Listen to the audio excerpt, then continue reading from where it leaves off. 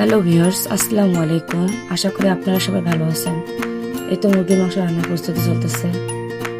এই তো লবণ দিলাম, মশলা দিয়েছি, হলুদের গুঁড়ো, মরিচের গুঁড়ো দিয়ে এখন একটু ভাজবো। কষার পর একটু আদা রসুন দিয়ে আর একটু কষবো। তারপরে এই তো মাংসগুলো দিলাম, মাংসগুলো একটু কষবো কিছুক্ষণ।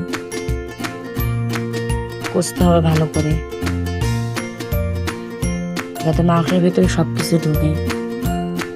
কষাকষি হচ্ছে, মাংসের পানি সব খেয়ে নেবে। তারপর মাংসটা একটু পানি দিয়ে সিদ্ধ করতে হবে। একটু সিদ্ধ করলাম, মাংস প্রায় হয়ে গেছে।